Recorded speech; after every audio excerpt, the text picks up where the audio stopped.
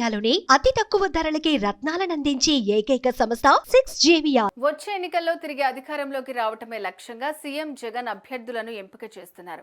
అందులో భాగంగా భారీగా సిట్టింగ్ ఎమ్మెల్యేలు ఎంపీ స్థానాల్లో మార్పులు చేపట్టారు. ఇప్పటివరకు 5 జాబితాలను ప్రకటించింది వైసీపీ. ఈ 5 జాబితాల్లో 75 నియోజకవర్గాల్లో మార్పులు చేశారు. ఇందులో 61 చోట్ల ఎమ్మెల్యే అభ్యర్థులను మారిస్తే 14 చోట్ల ఎంపీ అభ్యర్థులను మార్చారు. ఇక మరో 7 ఎంపీ స్థానాలపై ఉత్కంఠ నెలకొంది. ఆరో జాబితా కూడా సిద్ధం చేస్తున్నారని వైసీపీ వర్గాలు చెబుతున్నాయి.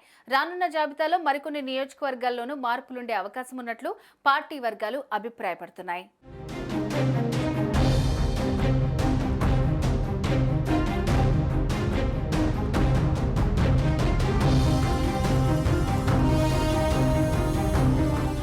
ఎంపీ అభ్యర్థుల ఎంపిక విషయంలో అధికార వైసీపీ దూకుడు ప్రదర్శిస్తోంది. మార్పులు చేర్పుల్లో భాగంగా ఇప్పటికే 14 స్థానాల్లో సమన్వయకర్తలను నియమించింది వైసీపీ హైకమాండ్. అయితే కొన్ని స్థానాల్లో మాత్రం తీవ్ర కసరత్తు చేస్తోంది. 7 ఎంపీ స్థానాలు వైసీపీ అధినాయకత్వానికి పరీక్షగా మారినట్లు సమాచారం. ఒంగోలు, నెల్లూరు, గుంటూరు, విజయనగరం, అనకాపల్లి, నర్సాపురం, అమలాపురం స్థానాలపై పీటముడి నెలకొంది. ఒంగోలు, నెల్లూరు స్థానాల్లో ప్రతిష్టంభన నెలకొంది. గోదావరి జిల్లాల విషయానికి వస్తే నర్సాపురం, అమలాపురంపై కసరత్తు కొలిక్కి రాలేదు. ఉత్తరాంధ్రలో విజయనగరం, అనకాపల్లిపై క్లారిటీ రావాల్సి ఉంది.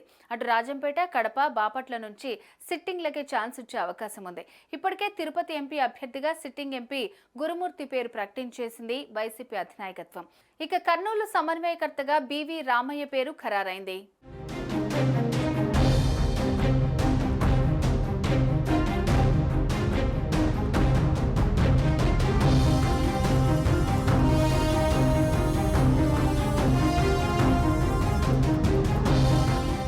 ఒంగోలు స్థానాన్ని మాగుంటకివ్వాలని బాలినేని శ్రీనివాసరెడ్డి పట్టుబడుతున్నారు.